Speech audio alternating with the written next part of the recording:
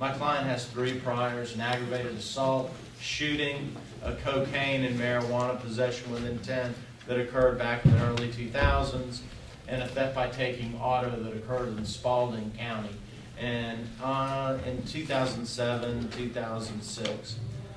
Basically what occurred is those counties, Bibb County and Spalding County, got together and they basically ran all these cases concurrent ultimately, and my client ended up spending 9 years in prison.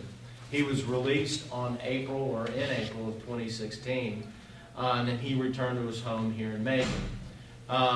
What he was, I think probation will say, was clearly on supervision for a fairly short period of time because this shooting occurred in August of 2016.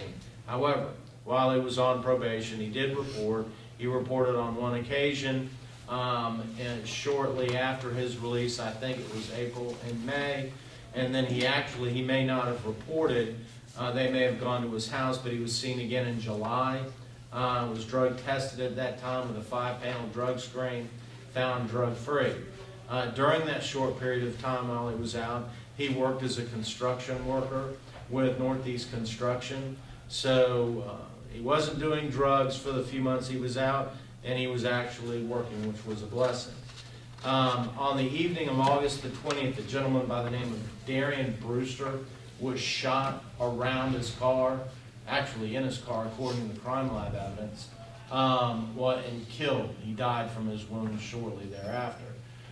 The interesting thing about this case was that at the time there were a number of witnesses surrounding the car, and there were 3 women that were actually in the car or in the immediate vicinity around Mr. Brewster when he was killed. Somebody raised the name Quinten. My client's name is Quinten Jackson. At some point that he had some contact or arrived at Dreamer. And here's what I think has happened here. The aggravated assault that my client was convicted of, Judge, involved a gang leader here in Macon, shot him, and my client goes to prison because he shot him. And when he got out on the street, the evidence will show that my client shared with his probation officer on a number of occasions that he was being basically targeted by the guy that he'd shot 9 years ago.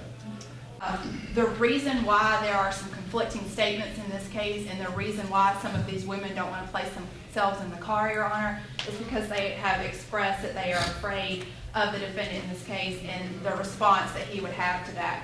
It's my understanding, Your Honor, that from through the investigation, it was learned that the defendant in this case actually assaulted assaulted a woman the day after the murder occurred. The witness had received some information that morning about the murder and that the murder was committed by this defendant. The defendant went to her and confronted her about this information that she allegedly had because she was talking about it, and he struck her in the face with a pair of brass knuckles. She was interviewed. The injuries were present. She had a badly swollen face and a busted lip. She had received a telephone call from another female witness who was with the defendant and several other people the night, or the morning of the incident, and she had picked the defendant out of a photo lineup as the person who had assaulted her with the brass knuckles. So the risk of intimidation, Your Honor, is not a supposition on the part of the state. It is clearly evident in this case. Another witness met with the investigators who also picked the defendant out of the lineup and identified the defendant as the person who shot the deceased, Mr. Darian Brewster. There was a third witness who was interviewed by the police that said that the defendant came by his residence at some point to buy some marijuana, and while they were talking, he made the statement that quote, they had to burn the victim in the case, Darian Brewster. And the person who was interviewed by police said that he didn't realize at the moment what exactly the defendant was talking about, but later when he saw the news about the murder of the victim, he realized what had happened.